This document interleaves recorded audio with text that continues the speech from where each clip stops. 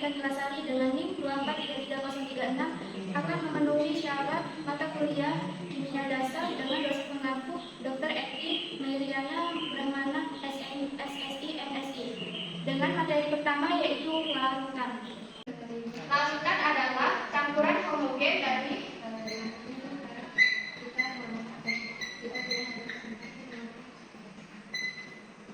dua atau lebih zat yang berbeda.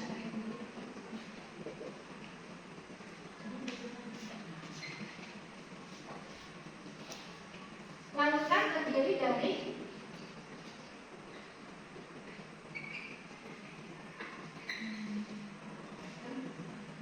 zat pelarut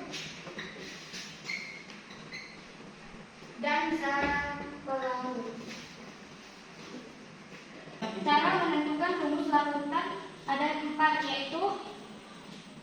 Molaritas, 2. Molaritas, 3. Normalitas, dan yang keempat fraksi mol. Berikut adalah contoh dari rumus molaritas, yaitu massa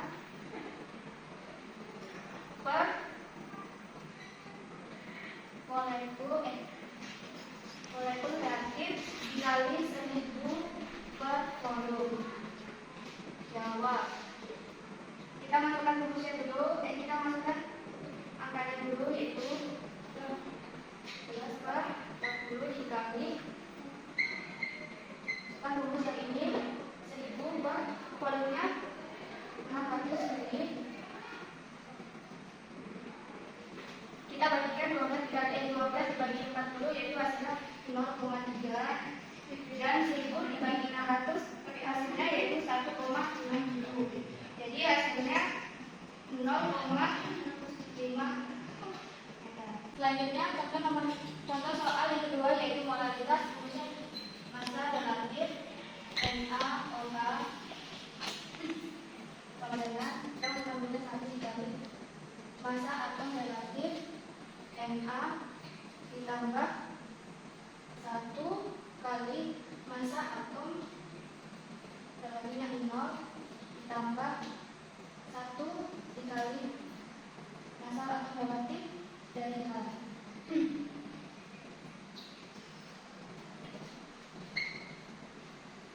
Kita masukkan 1 dikali 16 ditambah 1 dikali 1. 1 dikali 23 hasilnya 23 ditambah 1 dikali 16 sama dengan 16. Jadi hasilnya 400 gram atau mol. Yang ketiga yaitu normalitas. Itu massanya 29 gram dan volumenya yaitu 0,5 liter. Rumusnya adalah SO4 dengan 2 ekivalen per 29 kita masukkan di sini per 0,5 F liter dikali 2 ekivalen per 9 sama dengan 8 mol. Yang keempat yaitu ada fraksi mol. Dengan diketahui volume larutannya yaitu 800 molekul larutan dan persen larutan zat pelarut dikali persen 100. Volume larutannya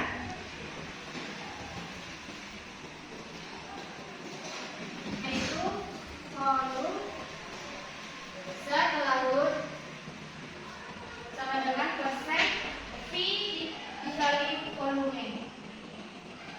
V-nya ini volume ya guys.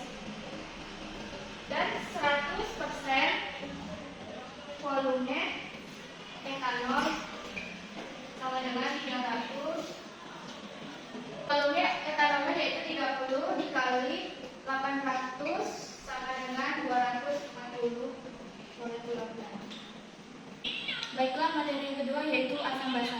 Asam yaitu memiliki pH di bawah 7, sedangkan basa memiliki pH di atas 7. Asam basa memiliki 3 teori, yaitu yang pertama teori Arrhenius dengan asalnya memiliki nilai positif dan basanya memiliki OH negatif. Contohnya asam HCO menjadi H positif ditambah CO negatif. Basanya NaOH menjadi Na positif ditambah OH negatif. Yang kedua yaitu ada teori Bromter-Pauli. Asalnya yaitu mendonor ion H positif, basanya menerima atau asetat. Contohnya H2SO4 menjadi H3SO4. Yang ketiga yaitu ada teori Lewis. Dengan asamnya itu menerima elektron, basanya memberi elektron. Contohnya yaitu pH 3 dan pH 3. P ini golongan kelima,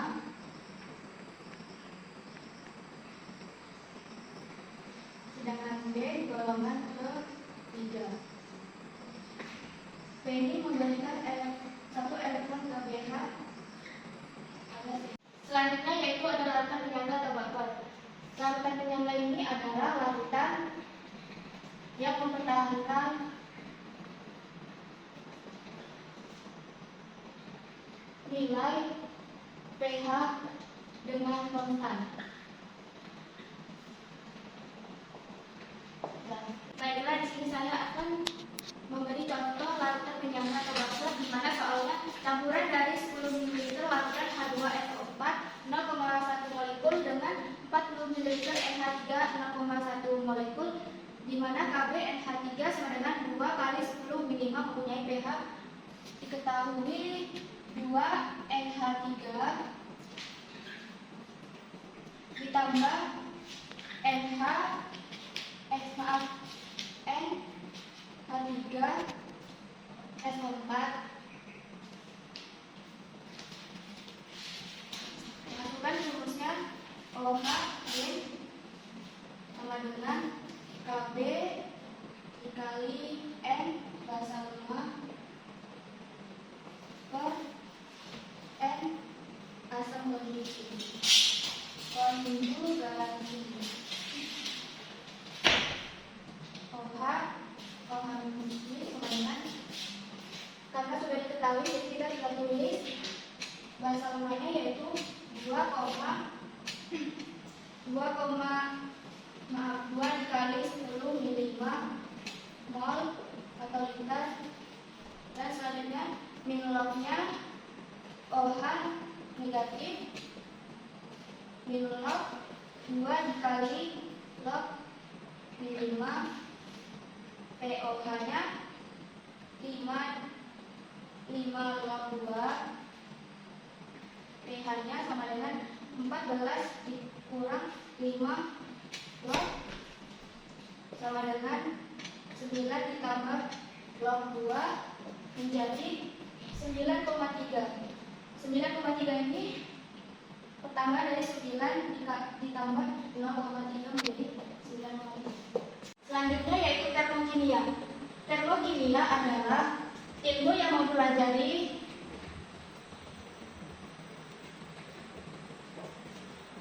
hubungan antara energi panas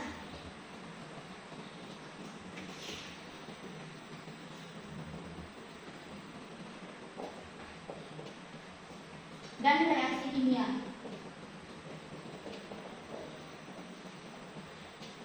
Termokimia terbagi menjadi dua,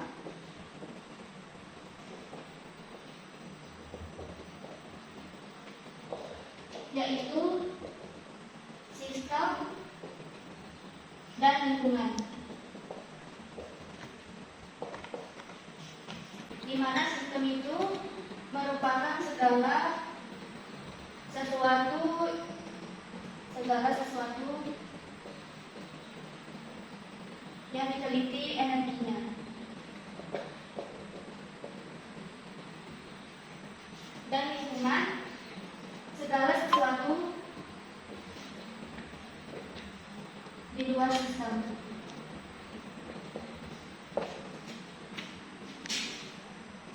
Dan sistem ini terbagi menjadi dua, yaitu yang pertama sistem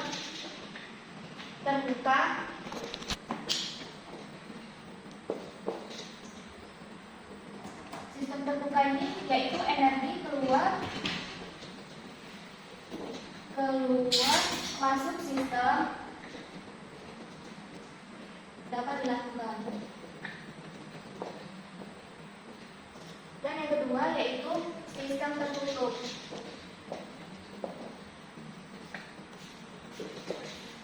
yaitu di mana hanya ada pertukaran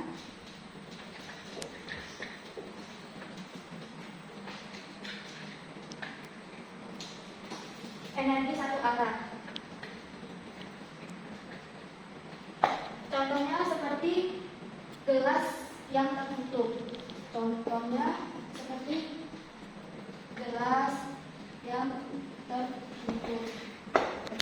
Selanjutnya yaitu contoh soal termokimia, di mana soalnya pembakaran 24 gram metana dapat mendidihkan air 25 derajat Celcius sebanyak berapa gram. Jadi kita tentuin reaksi gasnya dulu. Ditambah 22 menjadi 2G ditambah 2 H2O, dan kita tentukan maunya ini menjadi negatif 840 kilojoule atau mol. Selanjutnya kita menentukan molnya. Mol dari CH4 sama dengan masukkan rumus mol per ml sama dengan 24 gram per 12 ditambah 4 sama dengan 1,5 mol. Dan selanjutnya kita tentukan dulu kalornya, yaitu jika 24 per 12 tambah 4 sama dengan 1,5 mol, maka kalornya yaitu negatif 840 kilojoule dikali 1,5 ini tadi, maka hasilnya negatif 840 kilojoule dikali 1,5 sama dengan negatif 1260 kilojoule. Kenapa ini dibilang negatif? Karena negatif ini menghasilkan energi panas. Selanjutnya yaitu termodinamika. Termodinamika yaitu cabang fisika yang mempelajari tentang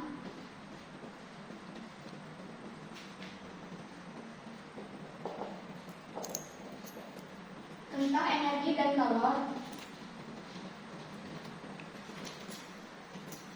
dan hubungan bentuk energi lain.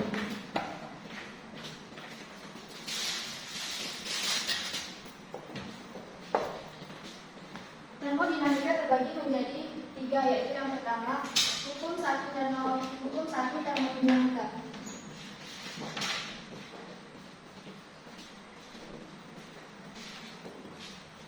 Hukum ini berbunyi perubahan energi dalam Sistem tertutup atau delta U akan sama dengan kalau yang ditambahkan dalam sistem dikurangi usaha atau kerja.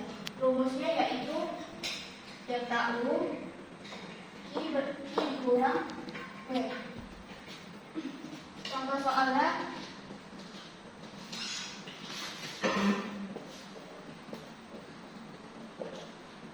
kalau sebanyak 3000 Joule ditaburkan pada sistem yang melakukan 2000 Joule pada lingkungan pelarut energi dalam sistem.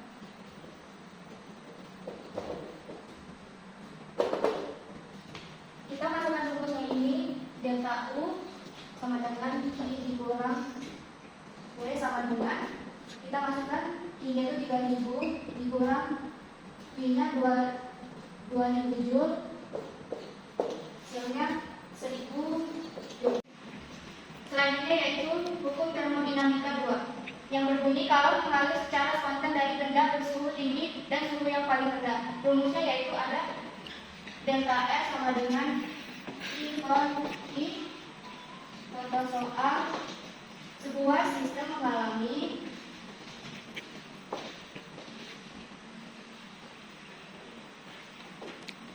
perubahan suhu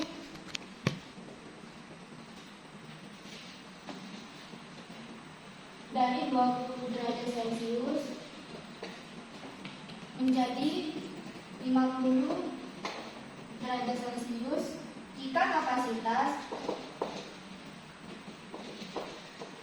kalor sistem adalah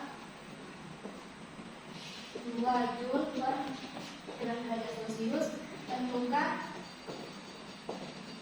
perubahannya. Kita masukkan rumus yang di atas tadi, delta S sama dengan I per E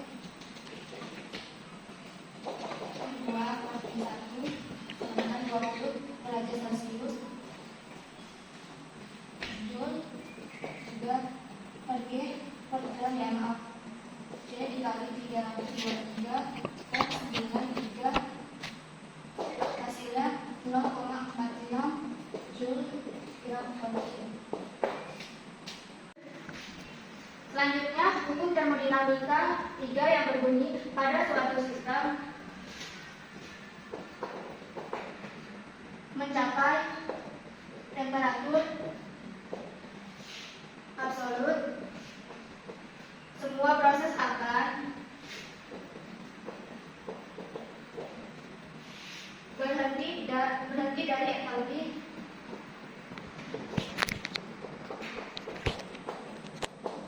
akan mendekati nilai minimum.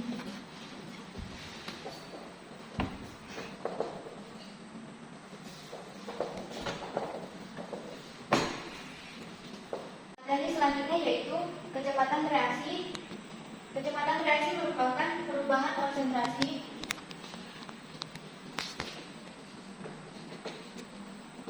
reaksi ataupun produk terhadap satuan waktu.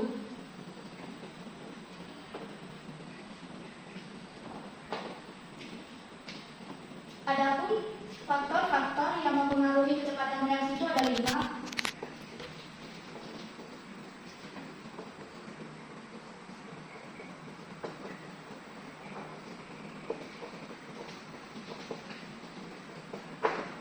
Yang pertama, konsentrasi reaktan.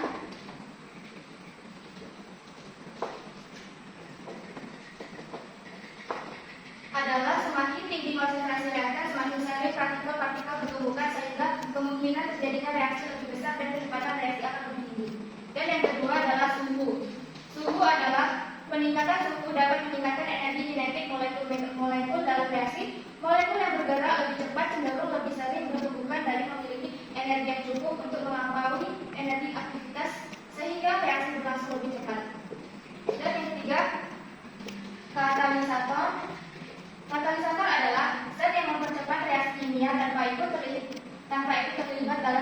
tersebut. Katalisator bekerja dengan menurunkan energi aktivitas reaksi sehingga memungkinkan reaksi berlangsung lebih cepat. Dan yang keempat, ruas permukaan reaktan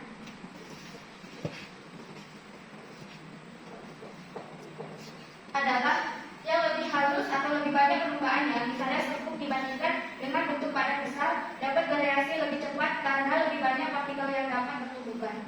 Yang kelima dan yang terakhir, tekanan untuk gas.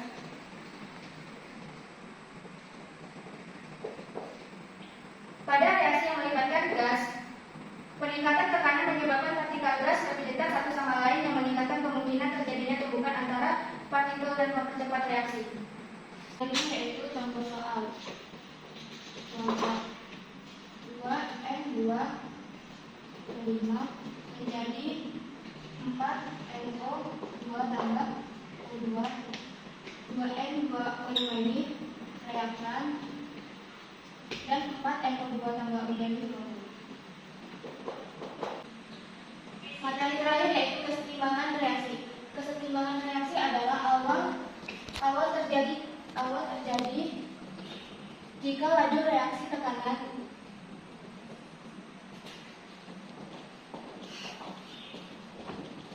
ke kanan dan ke kiri.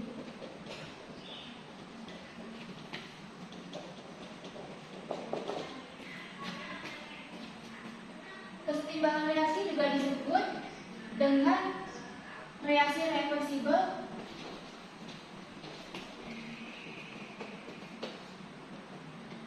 reaksi pada bolak-balik atau reaksi pada bolak-balik.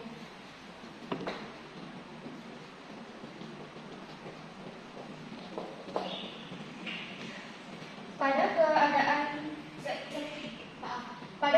kesetimbangan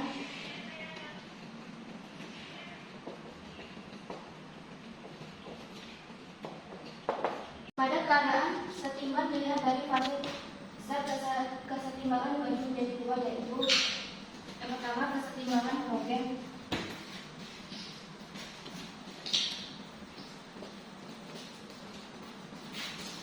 Fasenya sama semua.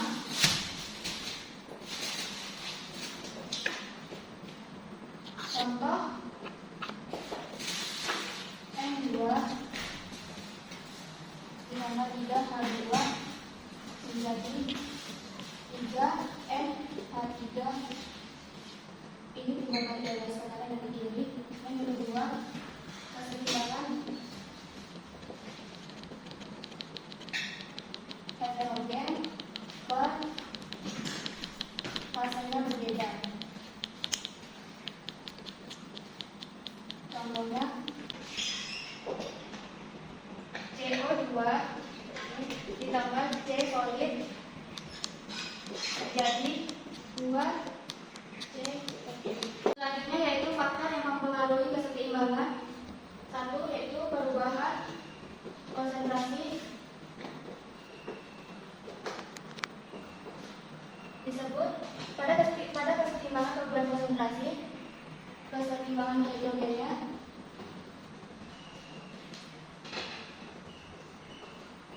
menjadi perubahan konsentrasi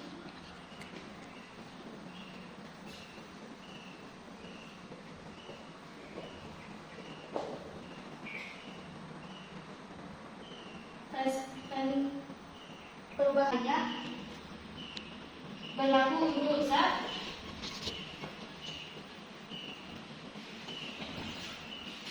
dan wujud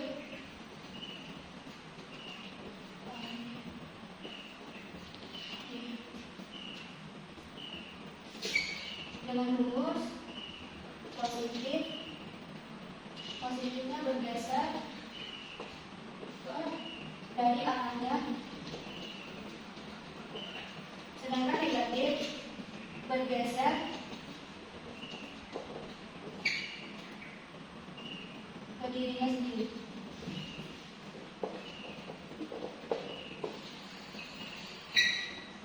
Contoh N2 tambah 3H2 menjadi 2NH3.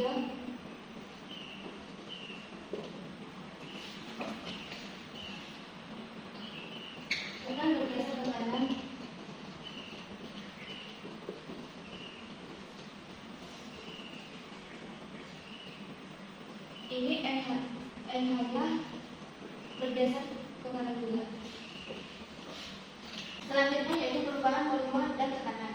Jika PI tekanan ke atas, maka FPI volumenya ke bawah. Dan jika P tekanannya ke bawah, maka I volumenya ini ke atas. Demikianlah hasil penjelasan mata kuliah kimia dasar saya. Apabila terdapat kesalahan di dalam video tersebut atau perkataan yang salah, saya meminta maaf. Saya akhiri. Wassalamualaikum warahmatullahi wabarakatuh.